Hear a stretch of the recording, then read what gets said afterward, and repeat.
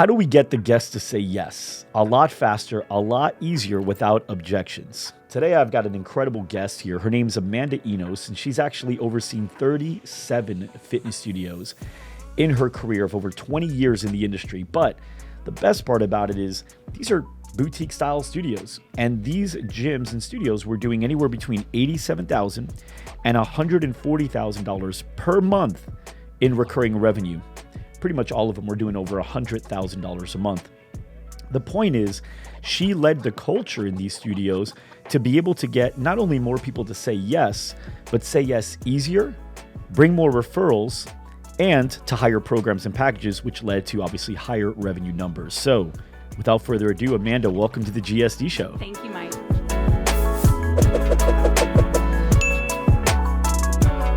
All right, so getting guests to say yes, when it comes to sales, I think like there's more than one way to get in shape. There's also more than one way to raise a good kid. There's also more than one way to make sales. And I really like a lot of your perspective. Some of the things have been right in line with what I said, and others have just been a different fighting style, which I've actually enjoyed and gotten to learn from. So you talk about things that are really important, like being different, getting the appointment, feeling different when they walk in the door, when they check in, how you present pricing, all that. So I got a chance to talk with you. I got some notes here because I didn't want to miss any of these here. And so I wanted to start from the beginning. You talk about how to be different and get the appointment. Is that something that's missing in this industry? And if so, like why? And have you noticed it? Yeah. When we take a look at the industry in general, I've been on both sides. I've been in big box and I've been in the boutique style. And what drew me to boutique was that personalized approach. And so when you think about getting the appointment, the clients I'm working with now, the biggest struggle is getting the appointment and getting them to show.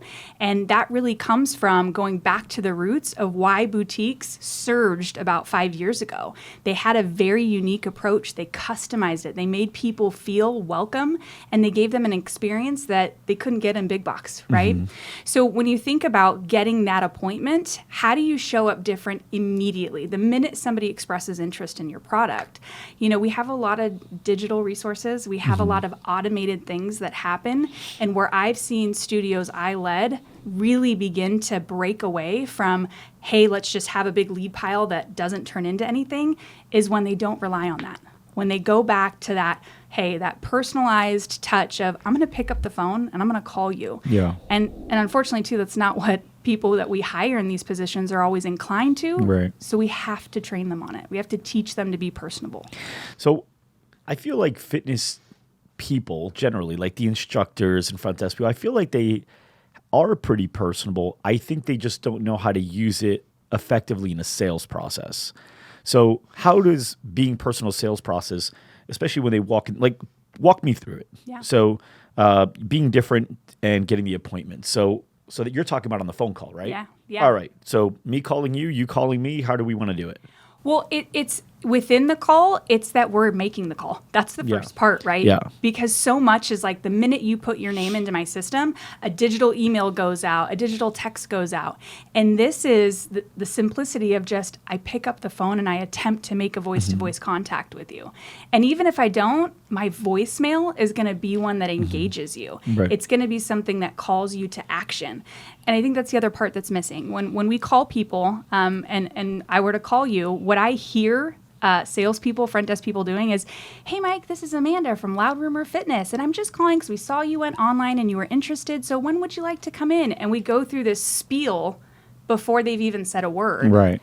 Instead of, Mike, it's Amanda from Loud Rumor. Mm-hmm. How are you? Mm-hmm. What got you interested? Are you still online right now? And engaging in conversation and not a really big monologue. Yeah, and having a real good what's in it for me for them to come to. Yeah.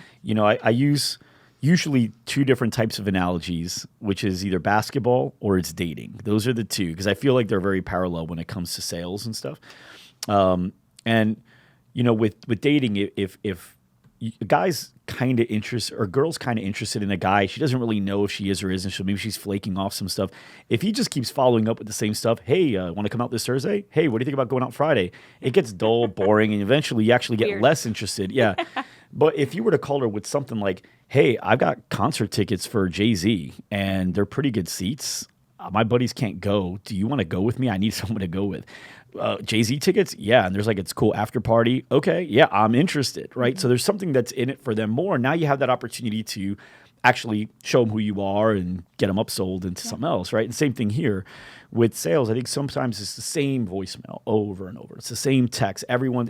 And if that person opted into a few things, they're getting the same voicemail from different companies and it all sounds the same. And everyone says they're different, which kind of makes them all the same. Yeah. So it's in theory. So when you're, feeling different when they walk in the door. So obviously we know, hey, the way you leave voicemail, the way you call them and all that. I like some of the things that you did. You and I got a chance to go down to Fluid Yoga. And by the way, for everyone listening, everyone watching, we have an awesome episode of a new series that's going to be coming out here shortly. And that's where we filmed that. Yeah. But I love some of the stuff that you did for Beth, the owner of that company, to show her how to really start off that relationship. So, okay, appointment's booked. I'm supposed to be there at 4:30 because the 5 o'clock class is going to start at 5 and I got to be there early. I walk in at 4:30. What's that like? I know you're coming in, so because of that, it should look like we expected you. Okay. And so some of the things that you can put into play is that you have a chalkboard, you have a whiteboard, you have something, an easel outside your studio that says, welcome our first-time guests today, Mike and McKenna. And you've got this preset welcoming note to people when they walk in that says, I'm in the right place. And when you go back to just, human nature, we want to feel like we belong and we want to feel comfortable and we want to feel like we matter. Yeah. And when we immediately go to a place that's scary, it causes us a little bit of trepidation because we don't know anyone and we don't know what to expect from a workout. That can make me immediately go, and how much better of a connection am I going to be willing to make with someone if they've made me feel welcome before they've even said hello to me? Right. The other piece of this, too, is that, I look at the whole experience as, it's a gym. And there's, it can be dressed in a lot of different ways. It can be dressed in a studio. It can be dressed in a big box location. But it's a place of fitness, and that's not always people's comfort zone. So the other thing you want to do is you want to make sure that you create it as a comfort zone. I'm going to walk around the other side of the desk. If I know I've got a person coming in at 4:30 for a 5 p.m. class, I'm just going to stand on the other side of the desk with everything ready and prepared. Right. I don't want to shuffle to get that all together. I don't want to have them meet me at the desk and have this barrier between us. I'm going to come and be on the other side of the desk, ready to greet you and ready to bring you to where you're going to need to go next so that you feel like you have my support already. You did something cool, too, where not only did you have the sign, but it was a yoga studio, and you already had like a package of something they could buy. It was like a yoga mat and a block and a towel and a whole setup, basically like your whole thing, everything you would need right here. So you also believe in upselling before they even join. Yeah. Okay, so how does that work? So the way I've always looked at it is that fitness is not just what you do in my facility. It is made up of things that you do outside more often than it is what you're doing in my location. So if I can provide you with resources right from the beginning, right in front of you that show you that everything you need to not only do well here, but to do well outside my four walls, you're going to go, okay, great. I found my solution. The fitness solution is not just the workout. It's not just your facility. It's, do I have the right nutritional support? Do I have the right tools that I can use when I'm here and when I'm not? And those things carry with people too, and they feel like I can go to my one place and I can get my protein bar, I can get my mat, I can get my workout clothes, and I'm covered. Instead of having to go to multiple places where, like, I might recommend, oh, you might want to do this too. Do you have that here? No, I don't, but you can go down the street. Yeah, a lot of people recommend, oh, just go to Amazon. Meanwhile, you get no commission at Amazon. No. They want it anyway. Yeah, I like that. Okay. Presenting price different is something else that you do. So talk to me about how you present price. When do you present price? We'll start with that, and then we go into how.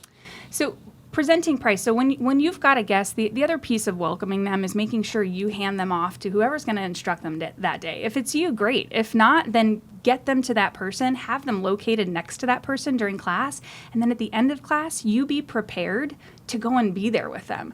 And, when we talk about that pricing presentation, the price presentation really is the last piece, right? I want to make sure that, like, we've covered every question you could have and that the only thing left is for you to find out what it's going to cost for you to become a member. So I want to cover that with you. I want to make sure before I transition to that there is no other objection you could have about what my services are, what my offers are, because if I don't cover that, what's the first thing that's going to come up when I show you price? Objection. Yeah. Well, I didn't see this. Well, do you have this? Or the other list of objections that could come up. So how do you get to that? Yep. So like, let's say you're about to show me price. What are some questions that you asked me in order to knock those out? Hey, Mike, what did you like most about the workout today? I love the energy. I mean, it was really fun. The music was loud. It felt like a nightclub in here. Yeah. What else did you love? The instructor was really cool. She was very attentive. I felt like she was actually like making sure I knew what I was doing because she knew I was new. Yeah, and I know that's important to you as you're recovering. So do you see how having our instructor support will help you get back into your workouts regularly, but also stay safe? Yeah. 100%. Awesome. So besides membership pricing, is there any other questions you have for me about our offerings, our products, our services, or our location? No, just maybe like the times, like when you guys have classes. Yeah, let's go take a look at the class schedule right now. Okay. We finish that. We also at that point say, hey, Mike, so taking a look at this schedule, you're here for our 4 p.m. class right now. As you can see, we offer that 3 more times. Do you think that those would be the times you'd be coming in regularly? Yeah, I'd probably come to those. Let's circle those. Okay. So those are the classes you're going to be here, right? So I'd recommend you be here 3 to 4 hours per week. Not too much, right? Mm-hmm. Yeah, it's not too bad. Yeah, manageable. Yeah. So let's go ahead and show you which membership option connects back to that 3 to 4 times per week. Okay, sounds good. So I'm immediately making sure, too, that you've committed to the time. I love that you asked that question because people do. What's your schedule? What else can I do? What other classes can I take? Right. But that's where I make sure we're done with that, right? That was the only other question you had for me. Great. Right. Now I can show you prices, but I can make that recommendation for you. The next piece of that price presentation is that I'm going to assume that because you loved it and you told me that this is a place that you could recover and get back into your workouts or a place that you could get your results, that it's a done deal. Yeah. I'm not going to assume that you're not going to want to do it. And, the other piece that I see is that we have a tendency to show people a price and go, what do you think? Mm-hmm. I think that that's money. That's not asking someone for the sale. It's not asking them to buy or invest. When you ask, what do you think? That's the best way to get, I need to think about it. Yep. Exactly. You don't realize it, but you're subconsciously telling them to think. Yeah, you're setting. And so they go, I don't know why they're saying I need to think about it, because you told them to think. You asked them what they think, and they don't know. They didn't have anything. They weren't thinking anything. Now you just asked them. You prompted it. Yep, exactly. And the great thing about a lot of studio businesses out there is that you are in a position where, if you're doing your appointment setups with confirmation of credit cards, you already have their info. So not having my card with me isn't going to be there. If you don't, there's ways to present it that don't have to have that. But if you do have that credit card information, I'm just going to say to you, Mike, based on that 3 to 4 hours per week and the days that you already saw on the schedule you can commit to, this is the membership option here, Unlimited, that I would recommend for you. So based on taking a look at the components of it, it's an investment of $159 per month. Did you want to go ahead and get started on that one with the card we have on file or a different method of payment? Right. And that's such a big one. There's something about taking your wallet out. I have a few different memberships at different gyms because I like different types of workouts, and Lifetime is one of them. And I feel like I'm not really spending money because everything just goes on my account. Yeah. I want a breakfast burrito from their cafe. It's $5. I'm like, yeah, just put it on the account. Water. I probably spend more outside of the membership than on the membership. Yep. Because it's just so easy. It's something about taking out the wallet. There's anxiety around it for some people, especially if they're not like really well off and they're really making a tough decision for them purchase wise. So here, if you take the credit card when booking the appointment, which you always do, which I recommend you all do. I think we have an episode that talks about that, right? I think Corbin's episode dives into that. We'll put that up here so you guys can see it. And for those listening in, we'll have that in the show notes. But you always ask for credit card at the point of sale, but now you have a credit card on file. Yep. So now you can just say, you want to use a credit card on file. Now it's like, oh, it's just another barrier you removed out of the way. Yeah. And, the other piece of that, too, is how, you think about, too, the psychology of your team member who's selling the membership. They've got to, there's stress until someone pulls that wallet out, right? And then when they get it, there's this internal relief and celebration. And because of that, the distraction of, hey, I'm not going to necessarily at this point ask for referrals because I was afraid they weren't going to hand me their credit card. And I'm not going to, maybe book out their first couple of weeks because I don't want them to change their mind. There's this stress level too for your team that's really reduced when they don't have to handle that. It's in the system. Right. I can continue to engage with you because I have your credit card info and I can just process that. There's such a different level of engagement that occurs on both sides between the guest becoming a member and your team member when they don't have to wait for that credit card to come out, that elusive, oh gosh, is it going to? Yeah. Have you ever had it, obviously the ideal situation is you only have to worry about selling one person at one time. But obviously sometimes, you're understaffed if you have a bunch of people in a trial class and you get them in. Have you ever had to sell to 2 people at once or 3 people at once? Absolutely. How's that work and how have you seen it be successful? Yeah. In a studio environment, one of the key things I would recommend is that you typically during your prime time hours or times where you have 2 or more guests that you anticipate will be in the class, have an extra person. If you can't, the next best thing is during class, your salesperson, whoever is staffed, goes in and they check in on them. They check, how's it going? Are you loving it? Okay, great. Because I can begin to gauge who are my yeses, my people who I'm not going to have to do a lot with, and then I can immediately get them going. You start gravitating towards them. So I'll potentially have agreements pre-done. If it's somebody who I know is really interested, maybe it's someone who's been in before, it's a be-back. Like we're going to have some of that started so that I can just go, hey, this was the membership we had talked about before. Did you want to go ahead and make that investment today, get it started, get it done with? Great. But if I'm in that group of people, the first thing I'm going to do is present to them, hey, based on, what we've seen in class today, we know people start best with 3 to 4 times per week. That's this option. And I'm going to start with the person who I think is my most likely yes, right? And I'm going to go, so are you ready to do that? Yes. Okay, great. I've got that all queued up for you. Go ahead and go over here. How about you?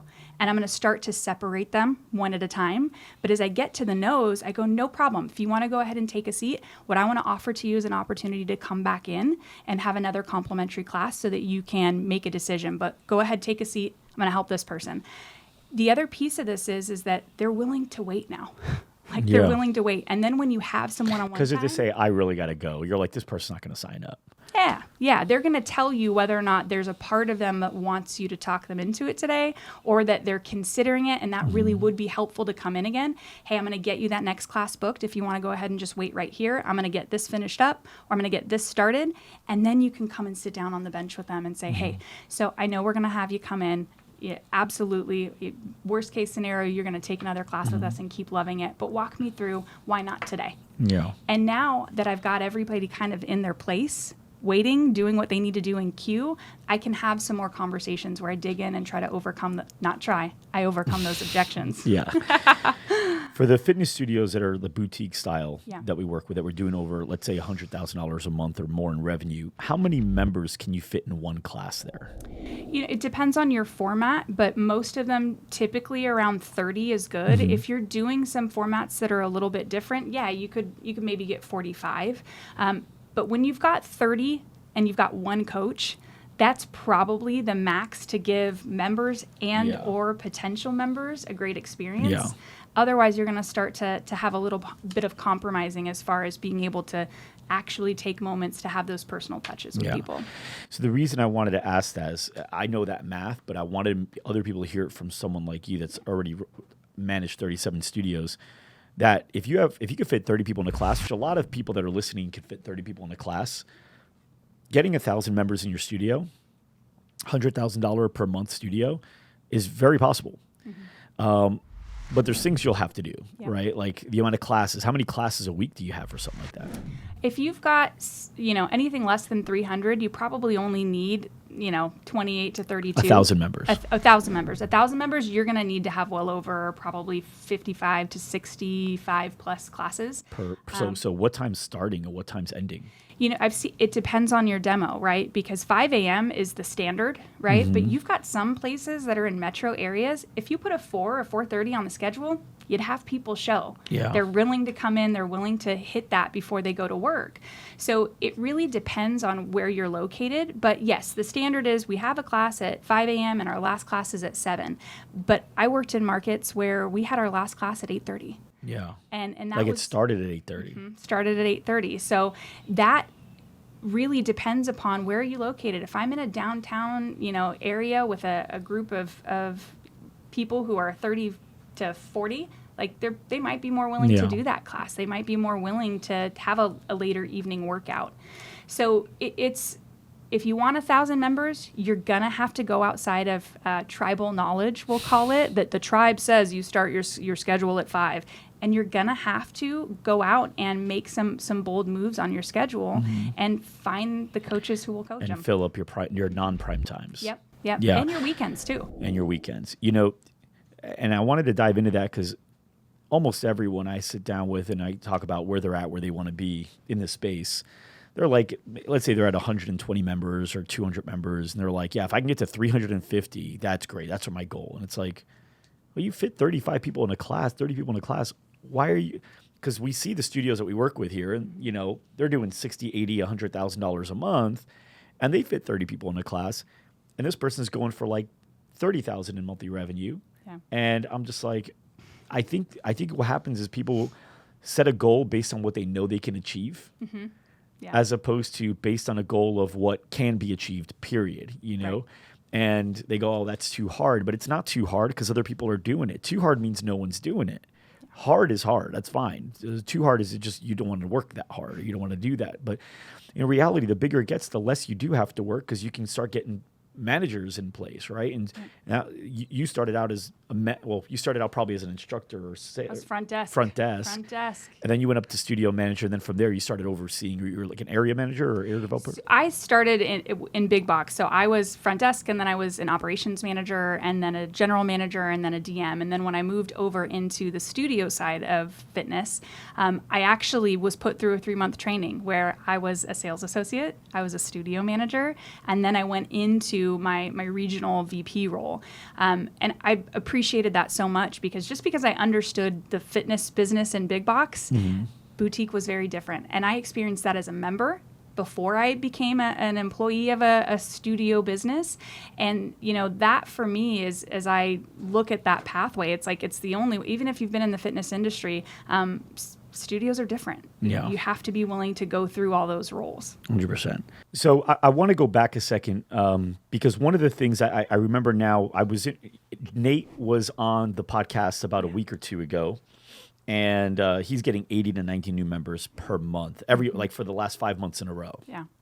And one of the things he talked about was his show rate improved drastically, and it was because of what you had helped him with, and then he kind of took that and anyway, he was really excited about it. So what are some of the things that you do and believe in order to really increase the likelihood of these appointments showing up? Yeah. So with Nate, one of the key things that we implemented that he struggled with, he didn't necessarily believe in it, he didn't think it was a great idea, was getting credit cards when you book someone. Now, the crazy part about it is that we get really trepidatious, and I did. I was in big box for 17 years. If we ever asked for a credit card, we were charging $40 a month. Yeah, people would be like, no thanks. Yeah. But this is a higher end product, so people are more inclined to go, oh, okay, well, why? And they'll ask questions, but I will tell you, there's a little bit of exclusivity that creates for people's mindset that oh, to hold my spot. Oh, you guys, wow, this sounds kind of high end. I want to be a part of it. Let me hear it real quick. So let me hear it. So yeah. So we get to the point, 4:00 works great. Great, Mike. So the next part to go ahead and solidify your spot tomorrow is we are reservation based. So because of that, a spot is now being taken up by you, and we're excited to have you. What we do need to do to get that covered for you is go ahead and grab your credit card information. So do you have a card ready and available so I can put that in? What are you charging me? We're not charging you. The workout's completely free. This just allows us to reserve your spot in class tomorrow since we can't give it away to any of our other members. Okay, so I'm not going to get charged anything. Absolutely not, as long as you show up. So if you don't show up, give us a call. Let us know before class. There is a no-show fee, but you're going to be there tomorrow, right? Yeah. What's the fee? The fee is $15. So not a huge deal, but it just allows us to make sure that we didn't hold a spot for someone who didn't show up and now we can't give it to another member. So do you have that card? Yeah. Cool.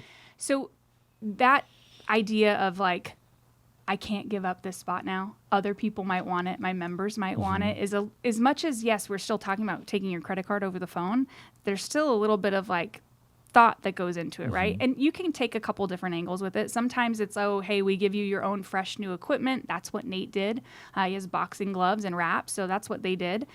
Some people, it's more about, hey, just like a hotel, just like, a spa, we just do that to reserve and hold your spot and the block of time for your massage therapist. Same concept, but it's that exclusivity that you create. The next piece is, you think about, there's a lot of competition out there. And as we're reopening, everybody is hungry to get the business. And everybody now on the other end who's looking for fitness, their mindset's different. They've had an opportunity to do things at home. They know that if they don't find the right studio, there's an option they can do, whether it's a Peloton at-home workout or it's even looking at another studio brand that created a virtual option. So how do you make them, once they've made the appointment, want to show up? Yes, you created that scarcity piece for them. But the next is, where do we make our decisions? Where do we look? Where do we go? When we go to buy something, what shows up, in our feed to make more recommendations? It's social media. So the next piece is, you're getting ready to confirm those appointments that I've been recommending to my clients, and we're seeing huge improvement in show rate, is send them the link, send them your pages. Say, hey, if you'd like to get a little bit of taste of what we have going on for some member events right now, go ahead and take a look at our page. Here's our Instagram handle. Get them connected to the way that we know already they're making their decisions to even come and reach out to you. Because it's actually a good point too, because Nate gets a lot of leads just from Instagram, because he finds a way to get people to that that profile. Absolutely. And if you're not doing enough organically with your page and you're depending upon kind of these canned images or things that aren't really the members you have coming in and enjoying your product, don't push them to that. Get that up and going first. Post organically 2 to 3 times per day. Get something going. But what you want is for people to go, yes, maybe the workout is something that is a little bit different than what I've tried, but it's probably the same as something that I did 6 months ago. But what is different is the member engagement. It's the way the employees interact with the members, and I can see and feel that on the page, and that's a community I want to be a part of. That's something that's engaging and gets me to want to come in. So the other piece is it's the preview, right? It's the preview to say, hey, we've got this great thing happening right now. We've got a referral campaign. Look at one of our members bringing in people with us. She brought a friend with her today. You're doing things that send a message of, we're a community and we want you to be a part of it. Yeah.